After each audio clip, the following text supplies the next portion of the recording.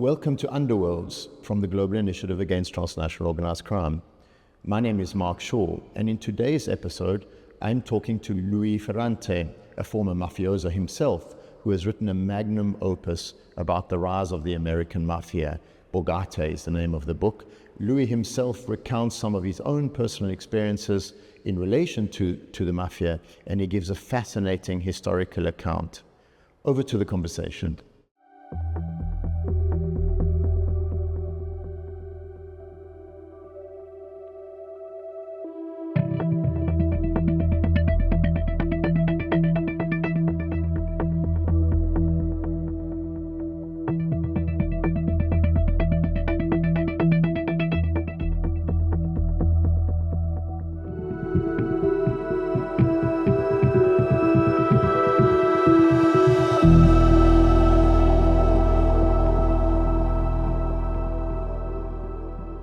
Louis, really a pleasure to have you on the show, and the book is amazing and a great read.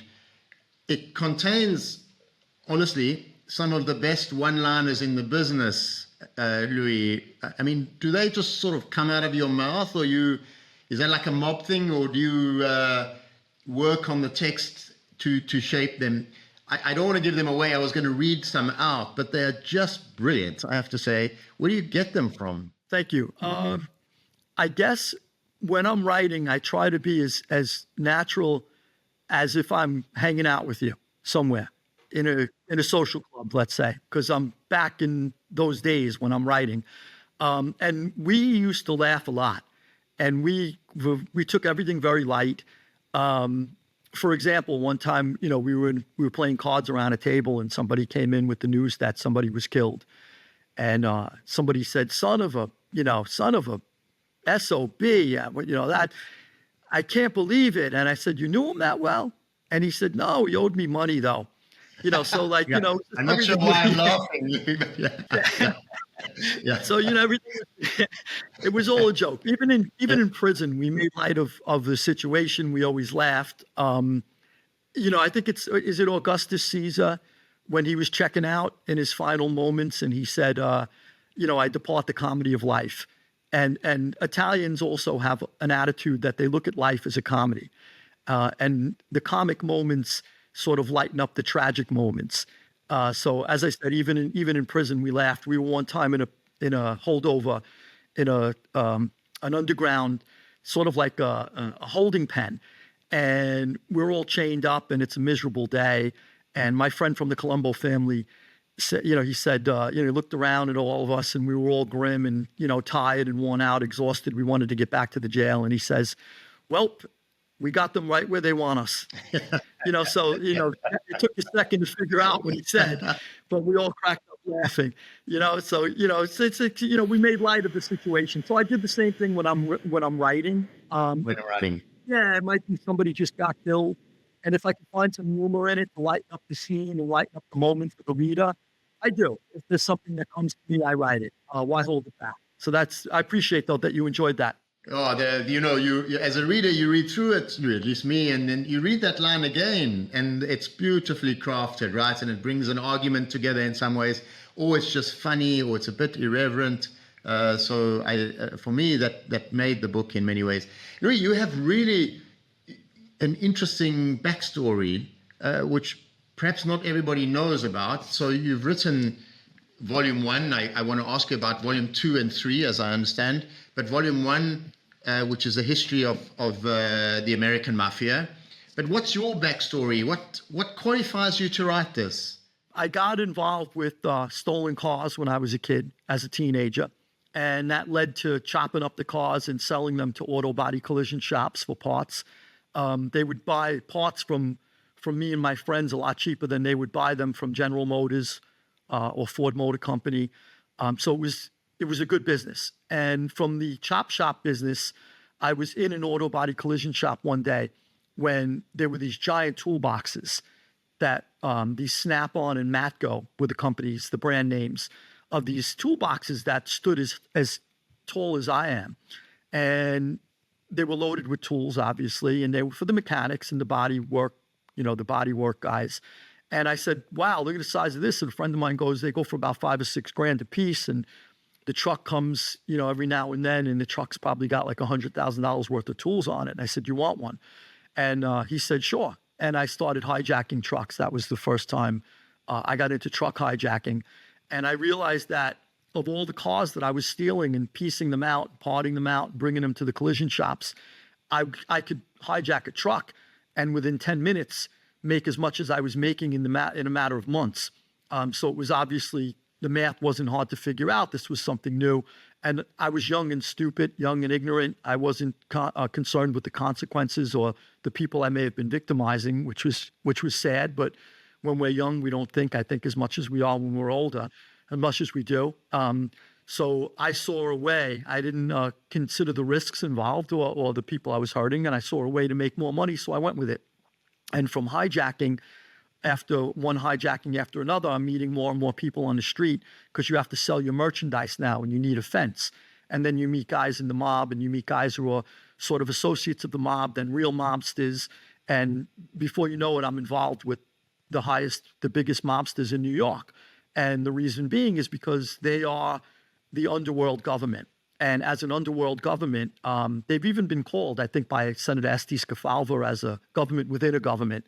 And I think Bobby Kennedy, as the Attorney General, called them a private government. And they are indeed.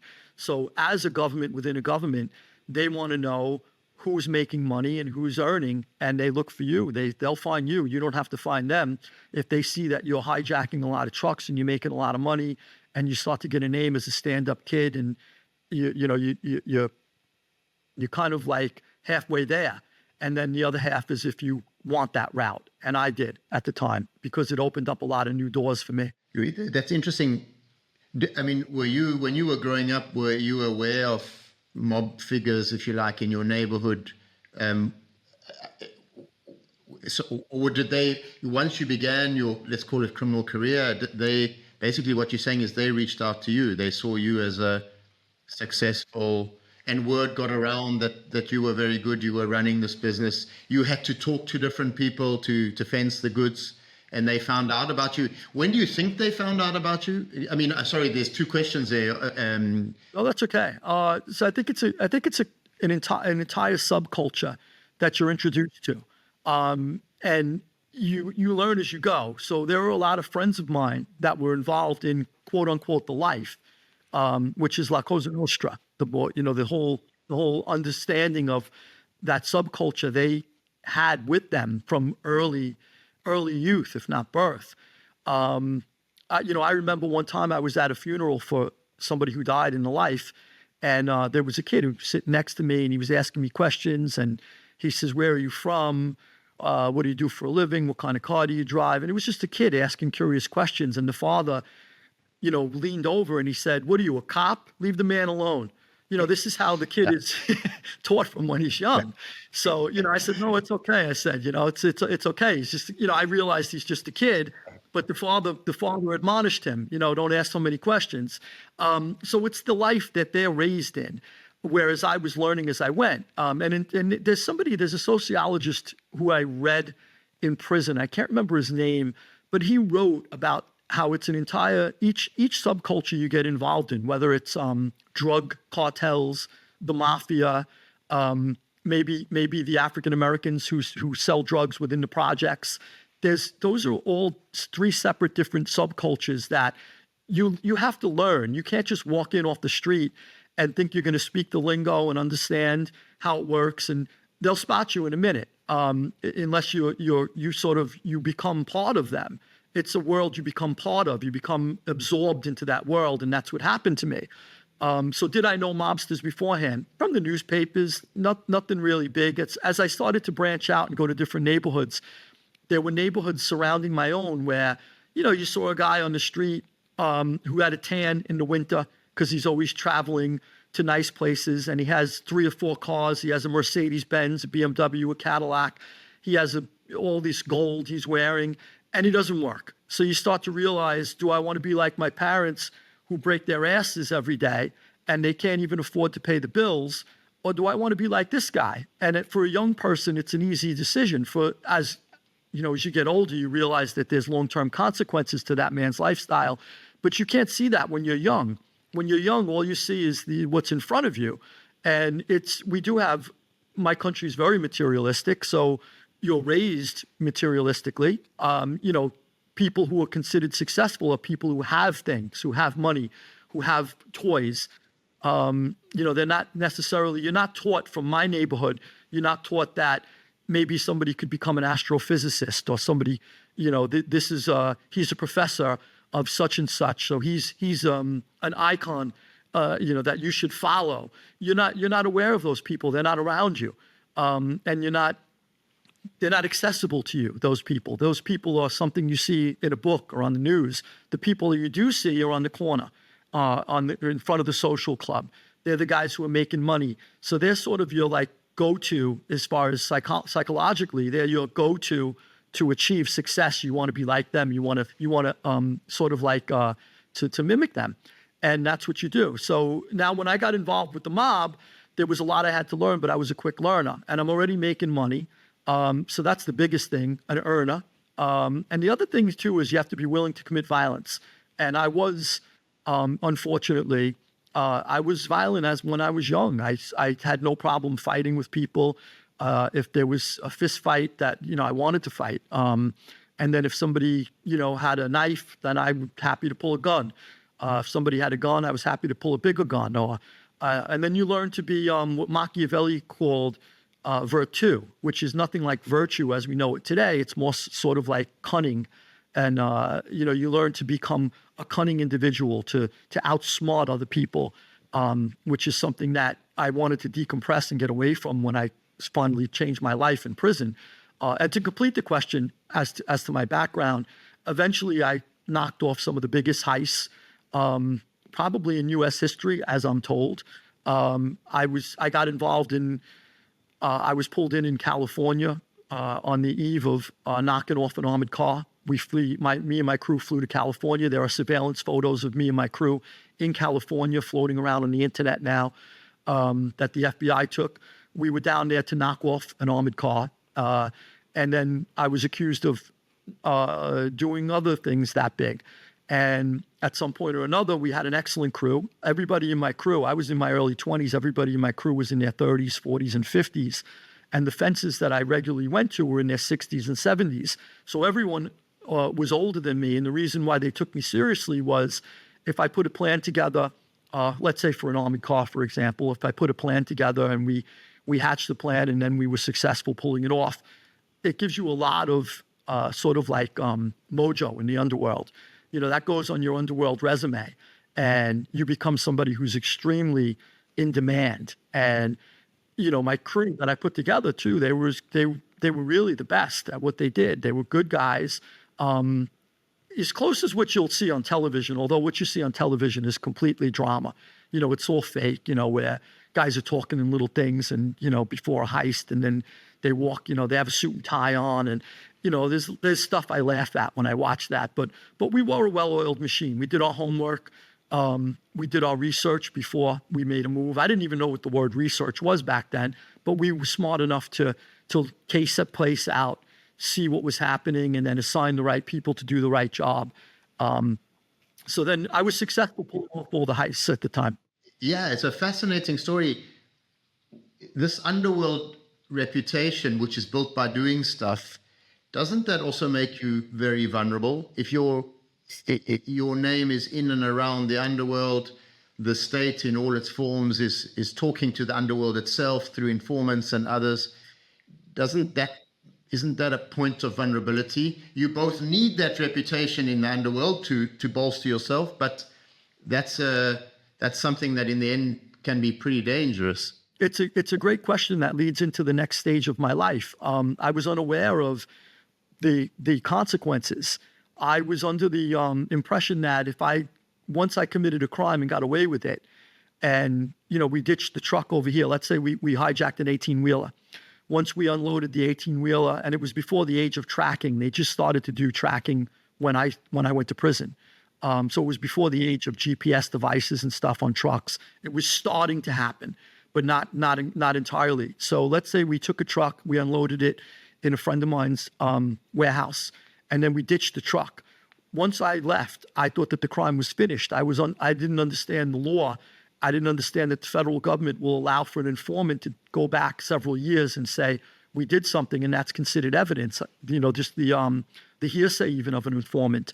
I wasn't aware that there were informants circulating around us, and those informants were regularly reporting my activities to the government or to the state authorities. At some point or another, they dropped the hammer on me, and that's when I was indicted by the state. I was indicted by the federal government twice, the FBI and the Secret Service. So I found myself with 3 indictments, and basically authorities were saying, we need this guy off the street. We need him off the streets. We need him off the streets one way or another. If we have to indict him 100 times, we will. So I had 3 indictments, and I had a superseding indictment, which could be arguably considered a 4th indictment. And between those 4 indictments, I knew then at that point I was going to be facing the rest of my life in prison, which I was. And then they started to go around to the FBI was interviewing would call me when the FBI left, because they were still loyal to me. They were friends. And they would say, look, the FBI just left my house, and these are the questions they asked me. Or the FBI just left my house, and do they want you? Lou, watch out. Maybe you should just go to Europe or something. Get the hell out. They're looking for you. And then at some point, the FBI started to offer people the witness protection program. And that's when I knew I was doomed, because I said to myself, it was the first real wake-up call. I said to myself, if the FBI is willing to pay somebody's upkeep to maintain somebody's lifestyle for the rest of their life with so many thousands of dollars a month out of government resources to get me, I'm in trouble, because I don't have equal power to confront that. And I knew that I was doomed. And at some point they came after me and they put me away, and I did face life. I hired the biggest attorneys money could buy at the time. I don't know if you're familiar with the radicals. He was considered a radical civil rights attorney, William Kunstler.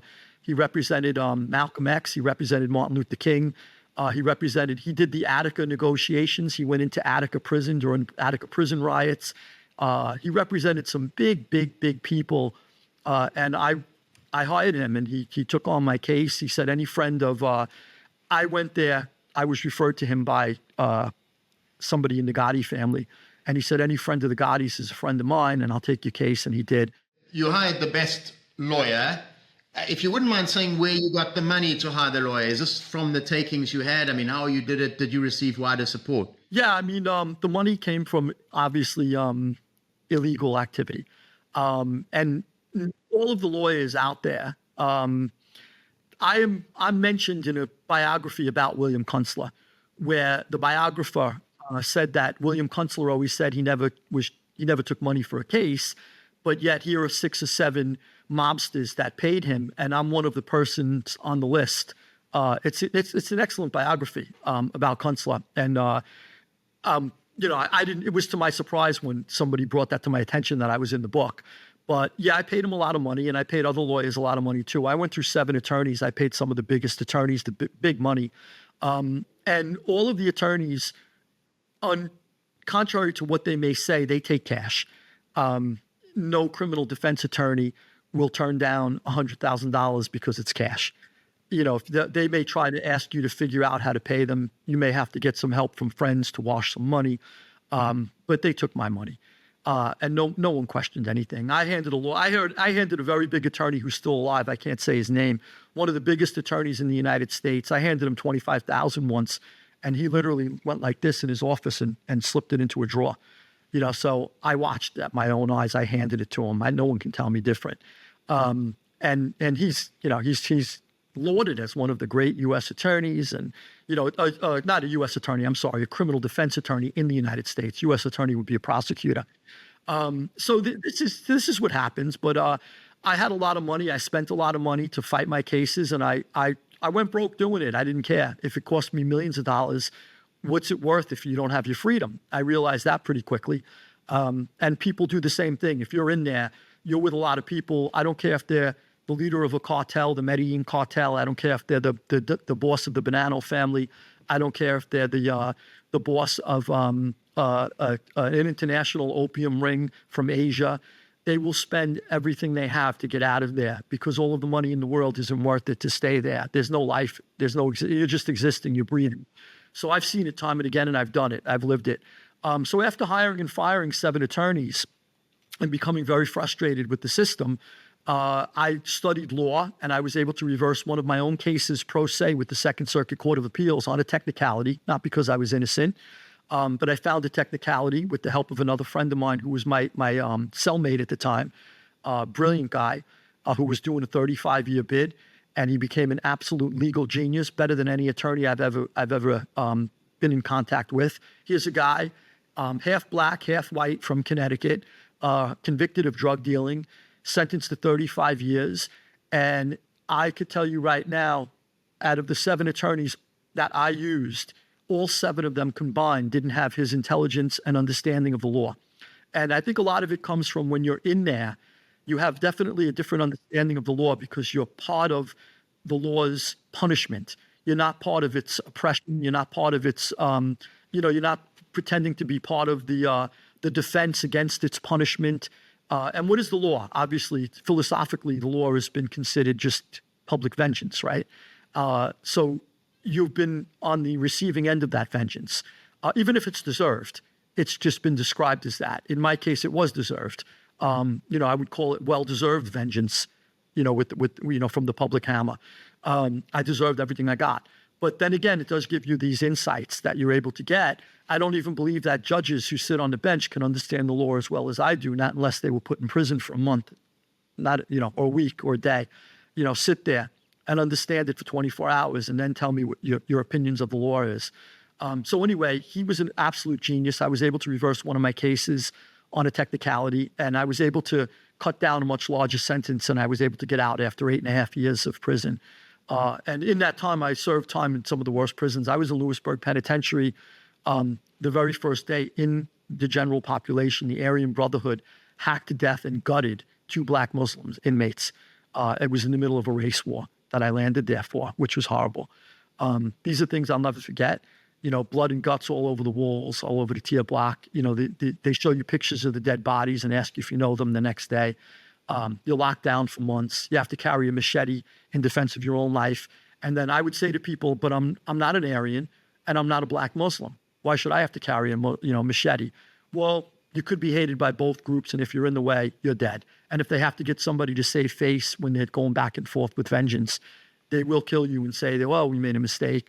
So it's a dangerous place, and people were killed for a lot of different reasons. So in the prison is tough for you, but what comes through the book, right? Because clearly something starts to happen to you in prison.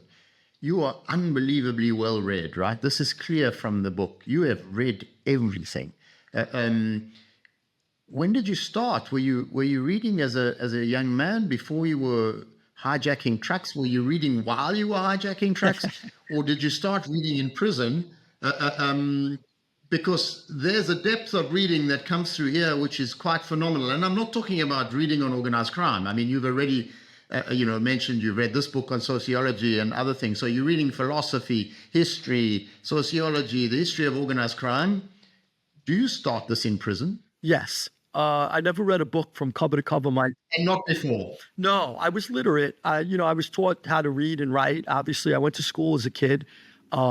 But I never read a book in my life. And it's not so, when you come from a family that doesn't, my family, no one ever went to college. No one ever went to university in my family. My mother and father, they never went to college. They couldn't afford to go to college. They didn't come from a family that went to college. My grandparents didn't go to college. And I remember the first book I wrote, my memoir, when I came home from prison, it was the absolute first book that my father ever read in his entire life, and he was in his mid-60s, at the time. So just to give you an idea of, if you don't come from a home where education is sort of stressed and there are no books around the house, the only reading material around my house were magazines that my mother, on her way home from work, would lift out of the garbage from a dentist or a doctor's office. She would see the magazines in the garbage, and she'd carry them home on her way home from work, and she'd look through them. And that was the only reading material in my house. So, I never was up for Better Homes and Gardens. So I never read those books, those magazines rather. So the first time I do read is in prison. Where do you, sorry to interrupt, where do you get the depth of literature that you start to read? I mean, prison libraries don't ordinarily have this sort of stuff, surely? No. And just explain where you started to read. I mean, were you reading what was there first and then you started ordering in additional books? Yeah, so it's a good question. It's a combination. Basically, I had a friend of mine who just passed away last year. His name was Fat George DeBello. His nickname, his mob nickname was Fat George. He was the caretaker of John Gotti's social club in Queens. And I called him up, and he had tattoos all over his body from head to toe. And he had biblical verses, different parts of his body. He would have Matthew, Mark, Luke, John, and I said, well, he must have read. I'm in jail and I wanted to read. I came out of the hole, and I was in the hole for something that I didn't do. And the hole is solitary confinement, right? Solitary confinement, that's correct. Yeah, so I'm in solitary confinement, and it makes you think. And I had words with somebody, the captain of the guards, and I reached through the food slot and I went to grab his necktie, and I gave it a yank. I pulled it, and I cursed him. And the necktie pulled off his neck because it was a clip-on. And I threw it back at him through the food slot. And I said, you son of a bitch, it's forgive my language, it's a clip-on. And he said, do you think we'd wear real ties with you animals in here? He said. And he says, look at yourself. He says, you're an animal in a cage. And as if the cage of this prison isn't big enough for you, you have to be put in a smaller cage, something to that extent. And I realized that I was an animal, that my mother didn't raise an animal, I've been acting like an animal for many years in my life, that I do belong in prison. That was a big realization too. Everyone denies that they belong in prison. Everyone swears they're innocent.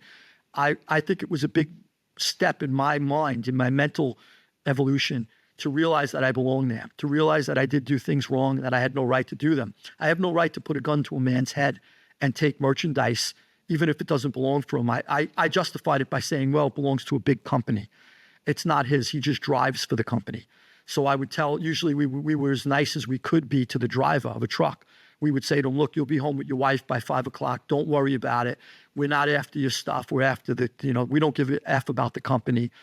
We don't want to hurt you though. And that to me justified our actions, but you're still traumatizing someone. And when I was in prison, I realized that. And I realized that I had no right to do those things. And that was a big wake-up call. So when I came out of the hole that time, after he had called me an animal, I called up Fat George. And I don't mean that in a derogatory way. That was his nickname. And I said, hey, can you send me in some books? He says, what are you looking for? Big boobs, big butts. What are you into? He thought I wanted what we would call short eyes, pornographic material. And I said, no, I want to read a book. I've never read a book before in my life. And I've seen you books, you have biblical verses all over.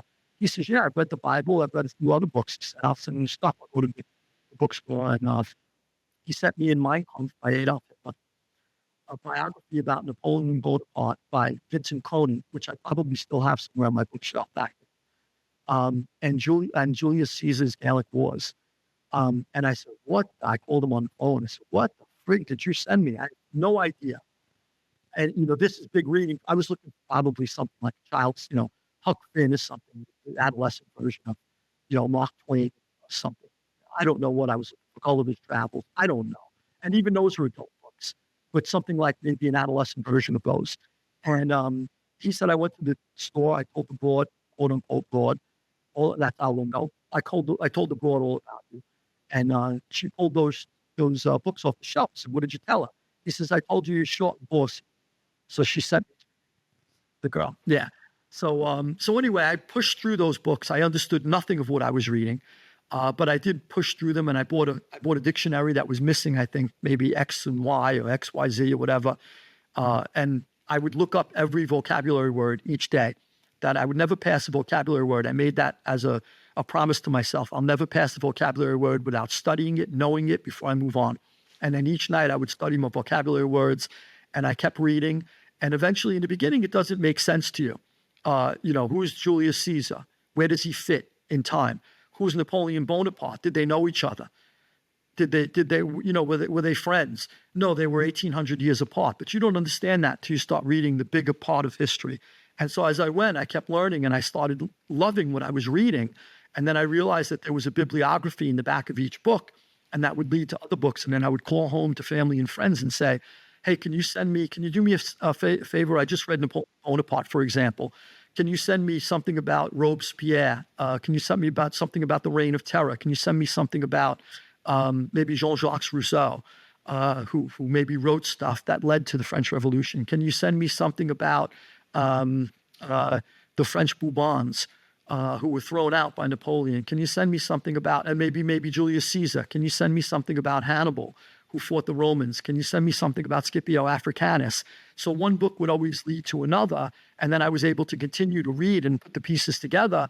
And then I realized at that point that the most tragic event in my entire life, which was placing me in a prison cell, and almost for the rest of my life, I just missed that because I did face the remainder of my life in prison. And how that happens, just to take a short detour, how that happens is each time you commit an armed robbery, it's a 10-year statute. Each time a gun was used in the commission of a crime, it's an additional 5 years. If you have 10 armed robberies, that's 150 years. And I did face that 150 years. And I know people who went to trial and gambled and lost and are still serving that same 100, 150, 200. They're still there for armed robberies. So it does happen. So getting back on track, I realized that this being the worst tragedy of my life turned into the biggest blessing in disguise. I think Churchill said something about something. I think his daughter, when he, at some point or another, there was a tragedy in his life where his daughter said it's a disguise, it's a blessing in disguise, and he said it's absolutely brilliantly disguised. You know, this was brilliantly disguised as well, because it's very hard to see the penitentiary where people are killing each other as a blessing. But it was.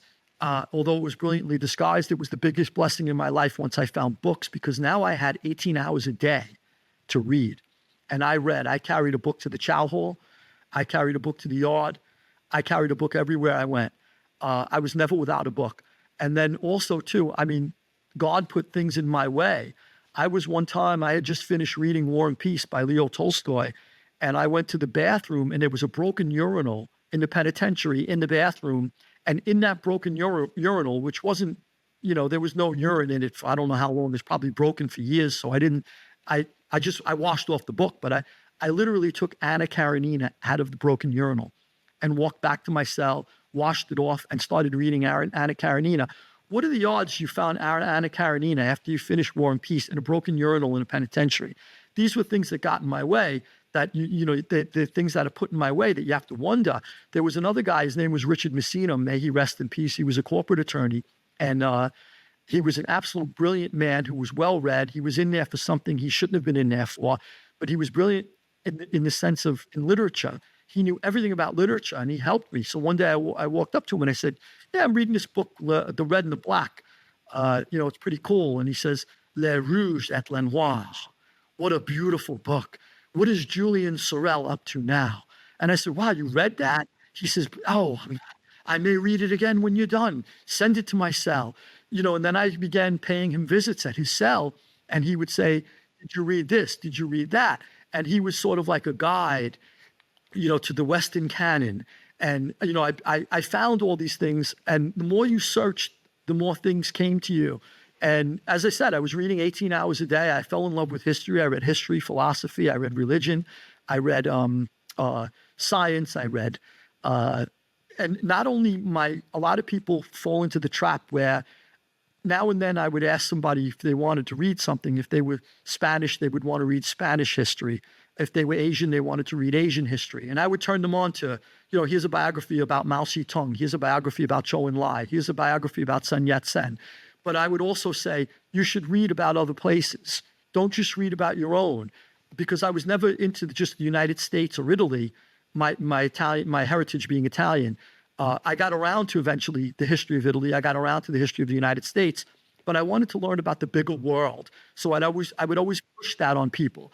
There might be a friend of mine who's African-American. I would first give him a book on Martin Luther King, the autobiography of Martin Luther King, A Long Walk to Freedom about Nelson Mandela. But I would also then push other books on that person and say, why don't you read something about Italy? That's my heritage. Maybe you'd be interested in it. I loved yours. You should read mine. So I would try to get people to sort of like expand into other things and read other things. And I think that was a key to me understanding a big part of the world through just constantly grabbing other things from not just my own little world, or my own little heritage. And I love science. I wrote a book about science too called The 3-Pound Crystal Ball. It's about a theory I have about the dreaming brain. It ties in physics. It ties physics through Einstein and psychology through Sigmund Freud. Freud, who's been debunked for the most part, he's sort of like a hostile witness in my theory because he believes the theory couldn't have been. And I bring him in and I prove, as sort of like Freud's my witness on the stand, and I prove that the theory should have been, and I debunk him in this sense. But he was also brilliant in other regard too. Louis, let's turn to your book, right? And I know it's the first of 3 volumes, right? As we said earlier, and you've written the 3. I mean, you wrote, as I understood from the acknowledgements at the back. In fact, you've written 550,000 words. This is the first one out. The second one is coming later in the year. It's a huge achievement. There's lots of characters. I mean, give us a sense.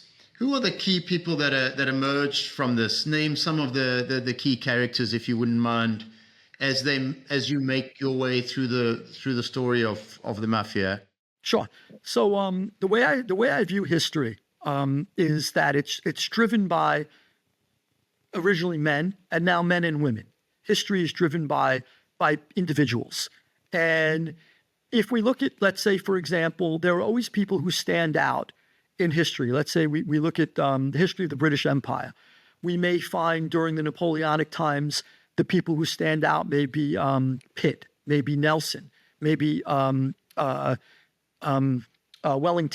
There are people who always stand out. So there are driving forces that sort of push history forward. And it's the same thing in the mafia.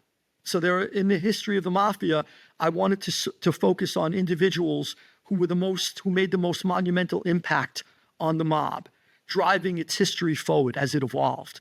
And in the first book, it happened to be Lucky Luciano and Meyer Lansky, who were really, really an incredible pair. Luciano, being Italian, was able to get into the mob, into La Cosa Nostra, which was the strongest ethnic underworld group at the time. And Meyer Lansky, who was Jewish, would not necessarily have been allowed in the mob at that time, but he was so respected by Luciano, and he was such a close friend to Luciano, that he became his partner in so many things. And the genius of Lansky, he became quickly accepted by all mafia dons because he knew how to put together something and make money for everyone.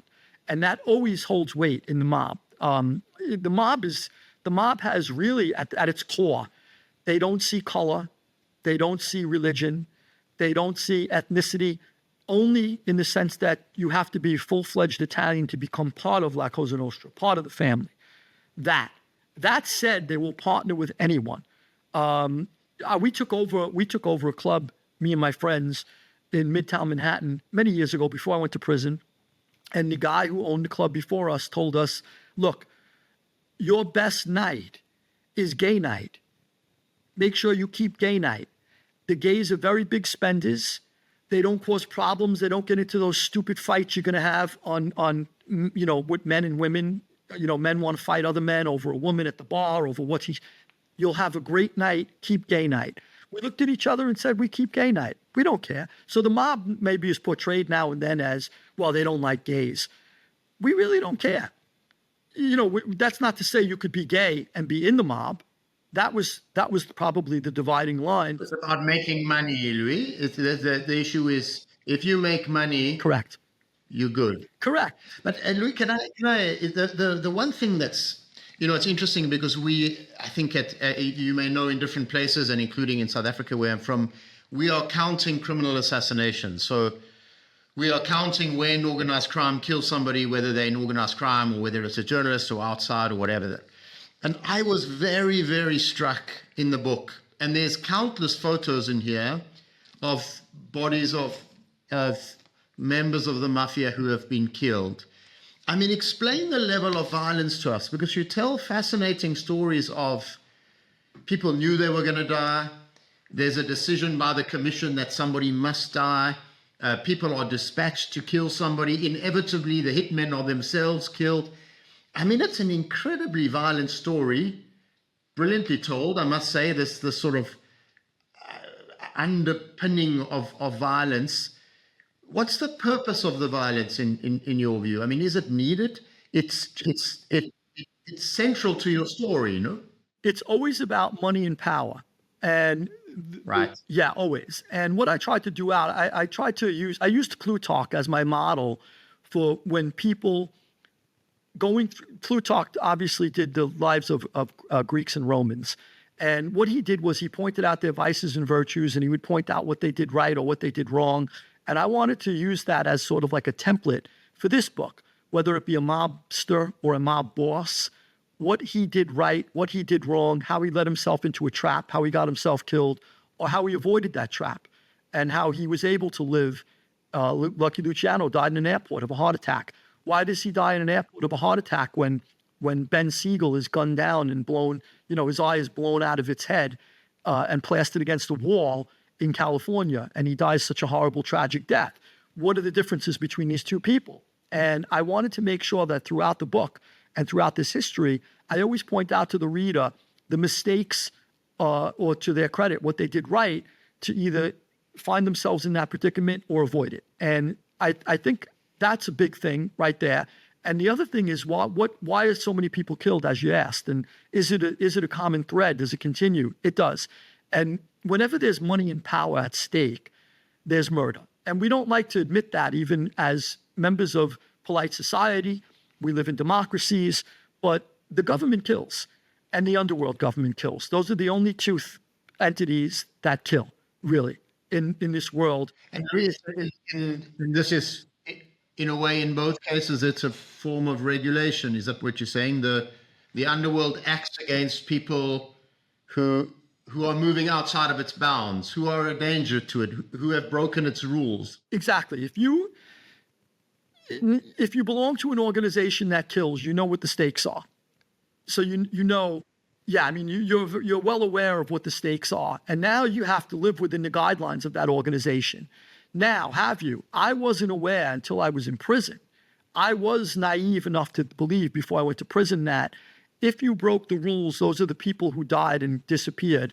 I thought. So, for example, let's say, Mark, you're my friend. Mark disappears. We hear about it the next day and we say, well, gee, what happened to Mark?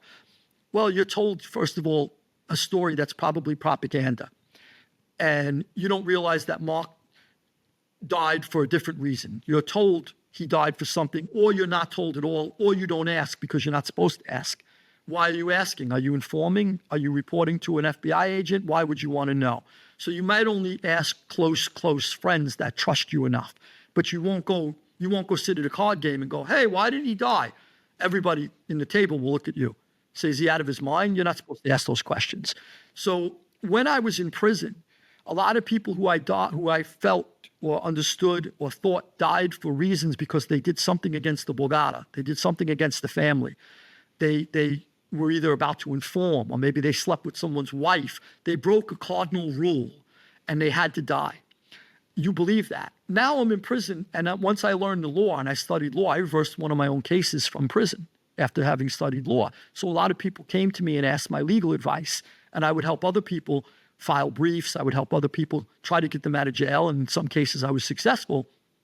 But I had a lot of indictments laid bare for me, and and as I understood it, a lot of people now I realize died for power or money. And somebody might have mislabeled Mark a rat because he wanted Mark's business. He wanted Mark's rackets. And now he kills Mark, and then he gets everything that Mark had. And now maybe then two people now maybe protest. Gee, Mark was a good friend of mine. He was never a rat. He shouldn't have had to die. Well, maybe we have to kill those now too. Yeah, so those two just asked for it too. Now you'll see a lot of that in volume 3 when it becomes the Wild West. But now we have to kill Mark's two friends because they're inquiring a little too much. So that's where you learn to keep your mouth shut too.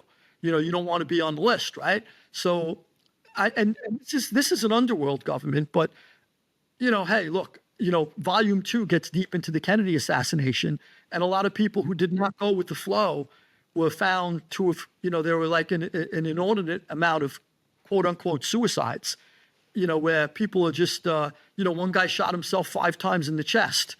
How many times can you shoot yourself in the chest committing suicide? So, you don't go against the narrative, whether it's a government or an underworld government. There are guidelines in place. You have to learn them. Well, one issue which is interesting, and I wonder if organized crime, at least as we're considering it, has sort of broken those boundaries. I think it's Lansky you quote somewhere, or one of the key figures, who says, or it's Siegel actually, I'm not sure. Well, we never kill outside of the mob. I don't know if you remember that sort of phrasing. I mean, was that true? Would the mob have killed a journalist in New York at the time, similar to what is regularly conducted in Mexico? Are there sort of rules that have now been shattered as organized crime has grown and the old sort of proper regulations have been broken? Or is that all nonsense, that this is a very violent organization and will use violence against whoever opposes it? Yeah, so for the most part, it is true. Siegel was the person, as you remembered, and he said to a developer that he asked this developer to build the Flamingo Hotel and Casino in Las Vegas, and the developer was leery. He said, I'm not going to get... The guy was scared, right? Yeah, he said, I'm not going to get myself involved with this wild gangster. And Siegel said, don't worry about it. We only kill each other. And for the most part, that was true. And even in my own day, it was still, for the most part, true. We kill each other and we hope that the government then will leave us alone. There was during the Gallo War, which I talk about in the second book, it's volume 2, one of the judges was holding Gallo, Joey Gallo, who was part of the war that was taking place on the streets of Brooklyn, a big part of the war, an integral part of the war. And the judge said, I don't want to let this guy go, but I really don't have a reason to hold him. And the prosecutor said, well, just hold him because we know he's part of the war. We don't want to let him out. He says, look, these guys are going to handle their business their own way, no matter what. Let them do it. And, the judge was very, very pragmatic in the sense that he understood they're going to kill each other. They're not killing citizens. And you used to, if you accidentally did kill a citizen, you would be killed. There are instances where stray bullets hit people and that guy goes in and he's done. You got to get rid of him. Now, that's how it goes, seemingly how it breaks from that circle, is you may see once in a while, like in Chicago, that a sheriff got killed or a judge got killed. But those people they've sort of like wandered into our world. You don't necessarily kill a judge because you're in front of him. You would say that a journalist who was covering Lansky, Siegel, and others would have been fair game in this era, would you think? Well, no. Most of them were never touched. However, there was an instance where Vito Genovese was in Italy, and he sent word to one of his guys in Greenwich Village, New York, Manhattan, and told him, look, you got to kill this journalist. He was doing it as a favor to Mussolini, but he did not seek out approval from who was in charge of the Borgata at the time, which was Frank Costello. So Frank Costello had taken over for Lucky Luciano when Luciano was deported. Now Costello's in charge of the Borgata. Vito Genovese is supposed to send word to Costello and say, I'm looking to hit this guy. Costello would have knocked it down. He would have never allowed it. Never. And I write that, and reasons why he would have never allowed it. He knew that it would have caused too much heat for the mob, which it did. He would have knocked it down. But Genovese was in Italy, and he had to ingratiate himself to Mussolini, and that was the best way to do it. So there are times when people say, the hell with it, I'm doing it anyway. And it happens throughout. There's a time in volume 3 where Carmine Persico is in prison, and Carmine Persico orders a judge to be hit, or a prosecutor rather. This is not supposed to happen. Overall, it's against the rules.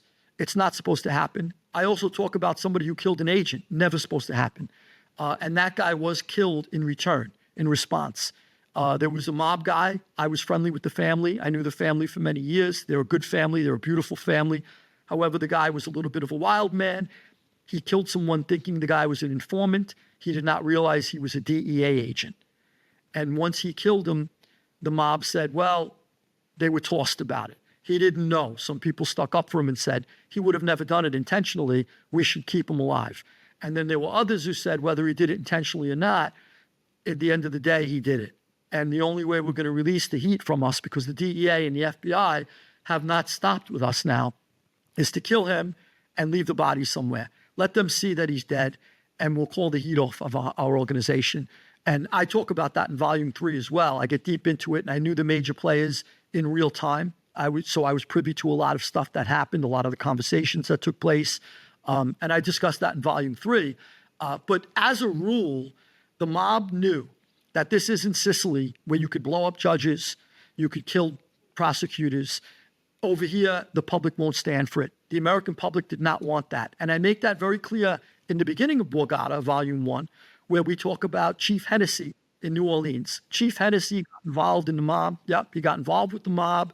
He weighed in for one side, and the other guy felt pushed up against the wall, and he killed Chief Hennessy, as I believe it, as I understand it. A lot of innocent people were picked up for that murder. The entire Italian-American community in New Orleans was absolutely put through the ringer for that murder. And the rule was you don't kill the chief of police. And they felt, though, he got involved in our world, so he's fair game. This is fascinating. I mean, how would you, I mean, in the research community, we are studying organized crime, of course, not the mob in the circumstances you have described, but in many different places where hits are very common, individuals are killed, and they come in spades, revenge, counter-revenge. I mean, how do we read that? Is that instability in the underworld? When there are no hits, is that a period of control by somebody? You talk about the symbolism of violence. You leave the body, or people are killed in certain ways, which clearly is meant to send a message. I mean, how would you look at hits from a research perspective outside of the mob? Because it's such a key part of your book, and you write around it in so interesting ways, and you've explained it in very interesting ways. You've sort of explained the rules and the regulations, but fundamentally it's violent. On top of all of that, although there are sort of tram lines which control it, particularly in the US, perhaps not elsewhere. But how would you read it in a research project on sets of violence around a criminal market? I would say if your researchers are seeing a lot of violence in a particular area or around a particular racket, that definitely is a sign of disorder. There's something going on. There's usually a power struggle behind the scenes. If one person is in power, then usually once in a blue moon, that person will exhibit his strength by killing someone. Even during the most peaceful times, usually when a boss goes to jail, I write about that. If a boss goes to jail, there's always a hit or two on the shelf, and they pull one off the shelf and they kill somebody. The reason why they do that, and people are terrified when a boss is going to jail, people who are on thin ice, because they know the boss is sending a signal. I still will have reach. Just don't get out of line. I may be in a cell. So they will kill somebody. Usually 1 or 2 hits happen when somebody big goes to jail. That happens. This is symbolic of reach, and these are people on which there's been a long. Person A may have done something wrong 2 years back. The boss kills them now, and the message is sort of don't cross me while I'm in. Is that as simple as that? Correct. The boss is sending a message that, the boss knows that people are going to be starting to circle, what they perceive as a caucus, right? The boss is going to be dead. He's going to be pretty much removed from the scene. So, the people who want power are going to look for that. They're going to say, well, here's an opportunity. And they're going to start to, Machiavellian intrigues are going to start to creep up behind the scenes. And the boss is aware of this. So what he usually does is he sends a signal to the underworld before he goes to prison or right after he's in a cell. And it always happens, always. And a body will pop up. In my time, not too long ago, I knew a man named Billy Catolo. And he was the underboss at some point of the Colombo family. But the boss knew that if he goes away, he knew Billy's personality. He knew Billy's character. He knew Billy would make a move. And in the past, Billy did make a move. So he knew that there was something that, Billy was going to do. So what happens? Billy's invited somewhere and Billy was killed. And that's sort of like, not only is he getting rid of a threat, but he's sending a signal. Don't anybody get smart while I'm away. I'm in charge. And then there's Louis, and I guess part of this is that, and you recount it at least in volume 1, I haven't read the others, but that some people know they're going to die. I'm a dead man walking, is a couple of characters say. I mean, people know they've broken the rules. They know somehow that the system will act. Yeah, there are some people who are out and out suicidal, and you have to wonder why. It's a character trait that people have, by the way, just to give you an idea. I was in solitary confinement at times for a fight or something I had done on the compound, and I'm put in a hole. And then you would hear a guy screaming and yelling nonstop. Then he would start to flood the toilet, and then the whole entire tier block was beginning to get flooded. And you'd say to the guy, I'd yell, "Hey, buddy, the goon squad's going to beat your brains in, right?" And he'd continue to go and continue to go. "Hey, buddy, they're going to be here any minute. They're going to beat your brains in." And he continued to go, and he continued to go. And you'd say, this guy's suicidal. And then at some point or another, the goon squad comes out, and you hear them go in the cell, or if you could see it sometimes, if it's across from you, and they beat his brains out. I mean, they literally drag him out by his ankle. There's nothing left of the guy. He's basically clinging to life. And you say, my gosh, he had to know. We're telling him it's coming. So that happens also in the mob, where a guy, just spits in the face of somebody, maybe goes with somebody who's very powerful, hits on his wife, or goes with his daughter and mistreats the daughter and abuses the daughter. That happened with Castellano in volume 3, where, the guy's abusing the daughter. He puts his hands on the daughter. You got to know if you hit the Don's daughter. If you punch her in the face, you're going, buddy. You got to know that. And, you can't resist it. So a lot of times people are suicidal. I think it's just their character where they're out of their minds. And a lot of times people do think that they could get away with something, and they push the boundaries. I think that's common as well, where, they're going to, maybe if I push the boundaries, I've always gotten away with it, so I'll push a little more. Maybe someone steals, and they steal money, and they figure, I've stolen it plenty of times before. I'm not going to get caught. You're going to get caught. Eventually, it's going to come out. And when they catch you, it's not going to be a misdemeanor or a felony. It's going to be your life. And that happens. I'm very interested in this issue of, your experience, the sense of this massive, the sort of targeted killings that, as we would term them now, that take place through the book. What's gone, maybe it's a bit of an unfair question, what's gone wrong elsewhere in where organized crime becomes incredibly violent? Let's take Mexico. Disappearances, women, children, people in the criminal environment. And you've been in, let's say the mob is relatively regulated, organized. What's gone wrong elsewhere? Is this normal? I mean, have you thought about that? Reading about, watching, seeing the level of violence attributed to organized crime elsewhere? Yeah. I mean, what are your thoughts on that? So I think that one is there are different parties contesting for power. So I think that's the start of it. When you see murders like that, and then also too, you see 30 heads on the side of a road in Mexico. I mean, this cannot be tolerated. So who has the strength or power to stop that? Only the government.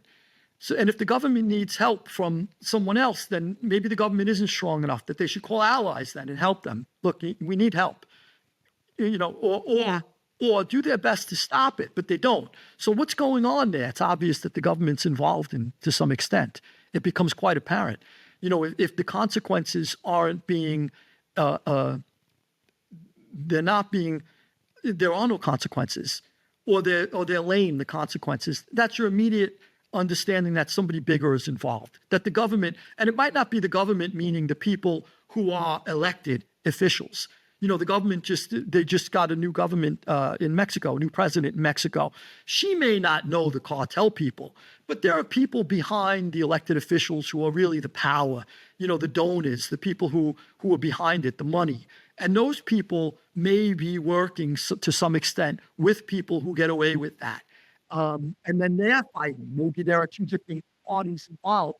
Because don't forget, what I established throughout Volume 1 of Borgata is the mafia could have never gotten away with what they did without participation from the government. And how that was handed to them, to be quite frank, was during Prohibition. During Prohibition, the mafia, before Prohibition, wasn't thought of as anything sexy or romantic, and public officials didn't want to do business with them. Once in a while, guys were being left on the curb in New Orleans and New York and Chicago, and it was disgusting, but it was Italians killing Italians. So we really care about that, the American public. Let them do it. At some point or another, when they made this error by prohibiting alcohol, most Americans thought that that was ridiculous and wanted to drink. The Irish, the Germans, the Italians, all these immigrants from different places thought that this was draconian. How could you take alcohol away from us? So the bootleggers were the mob. And the mob now needed the politicians and the law enforcement characters to allow them to run these operations. And they didn't feel it was a big deal. You know, the mayor, the governor, you know, the congressman, he was like, you know what, people want to drink. I'm drinking. I go home and open up the liquor cabinet as soon as I get home. There's even evidence that I think Teddy Roosevelt's daughter, Alice, said everybody in Washington's going home and opening up the liquor cabinet and having a drink at night. And they're the ones who voted for this.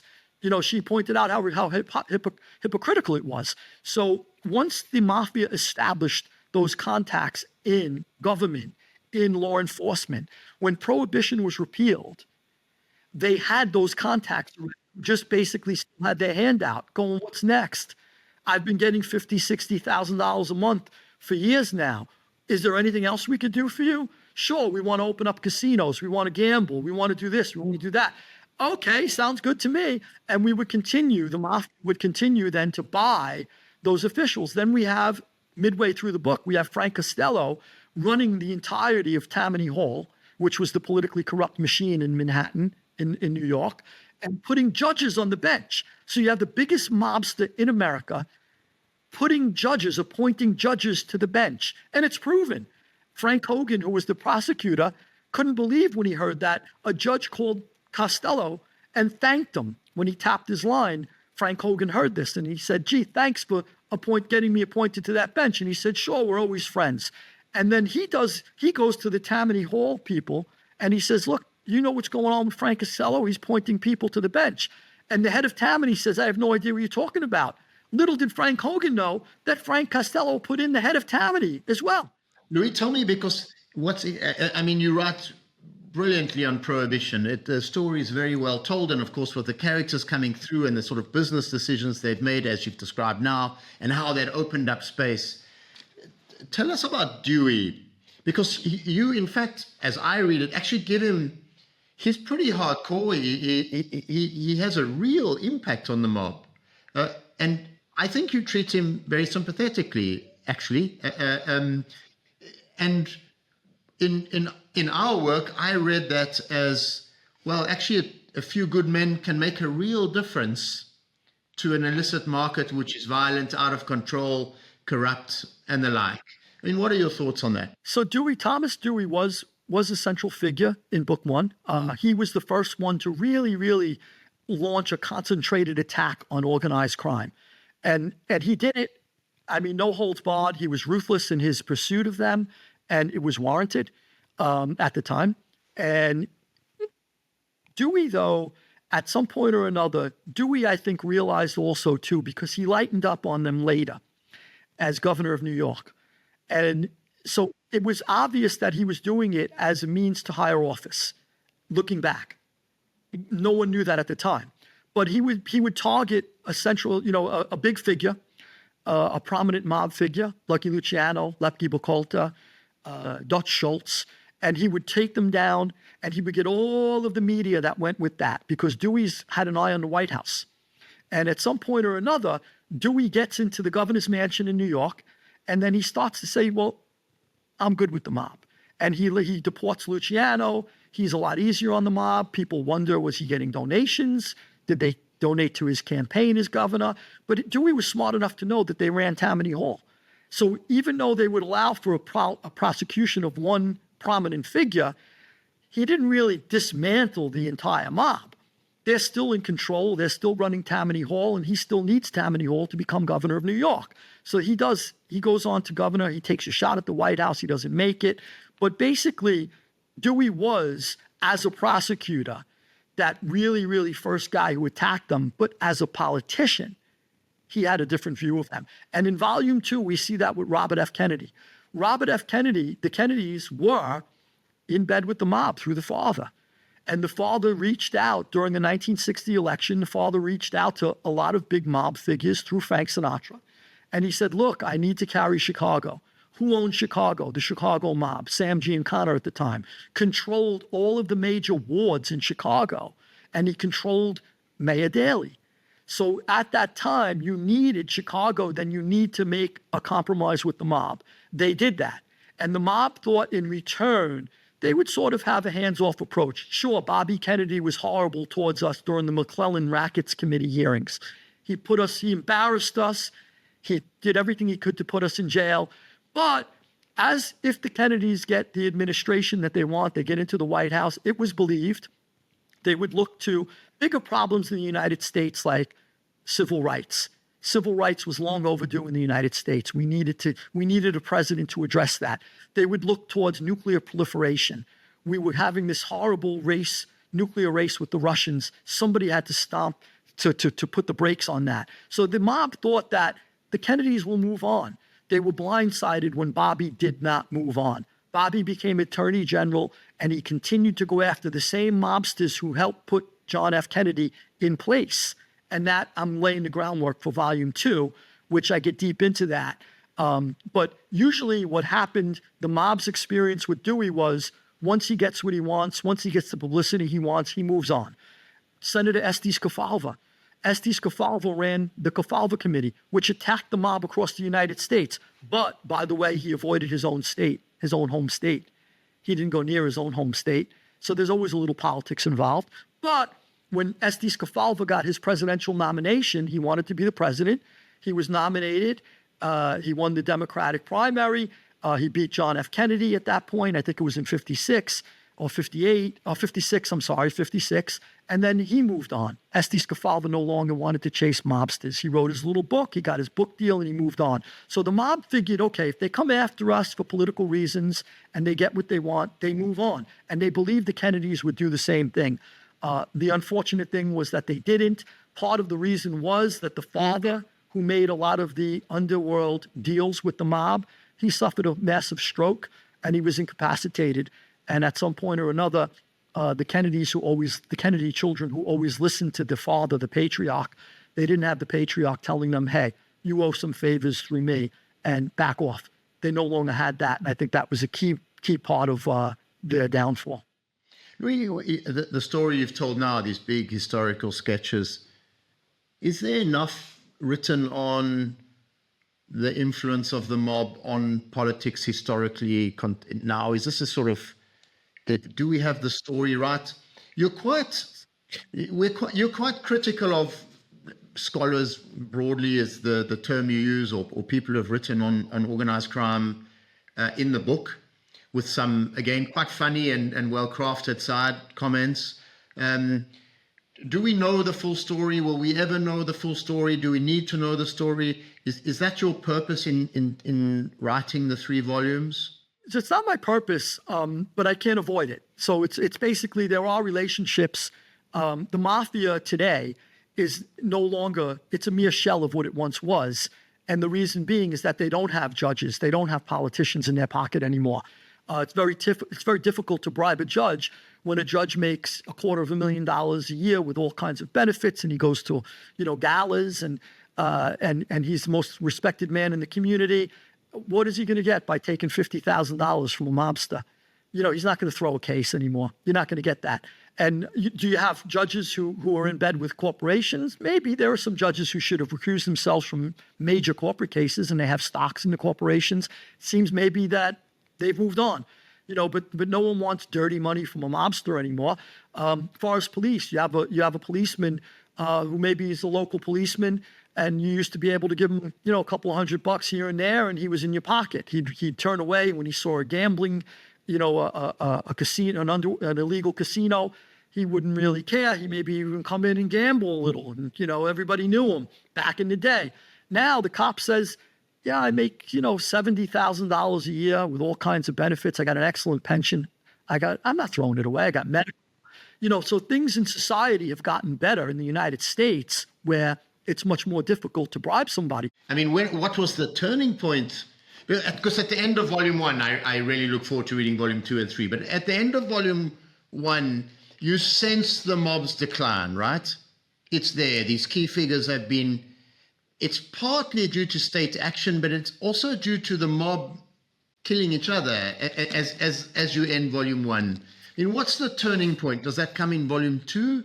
What's this big social change? When does this occur? The turning point is volume 2, and that's why it's Clash of Titans. It's a clash between the biggest people internally in the mob, and also between the mob and the overworld. And this is, I feel like it's a microcosm of any empire. Empires rise and fall. And if you study the rise and fall of empires, whether it's the Babylonians, the Egyptians, the Carthaginians, the Romans, you'll see a period of growth and evolution. As Arnold Toynbee brilliantly pointed out, there are always crises that have to be met, and then a small group of people will usually meet those crises head on to continue the growth of that civilization.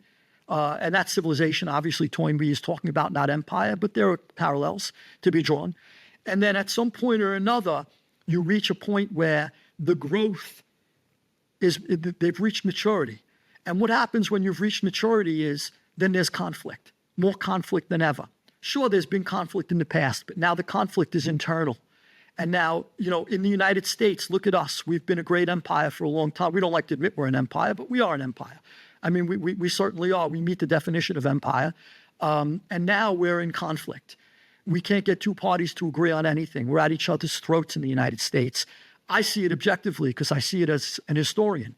I try to view it without ideological, an ideological horse in the race. I see it as someone standing back, and I see it as the natural degeneracy now of empire.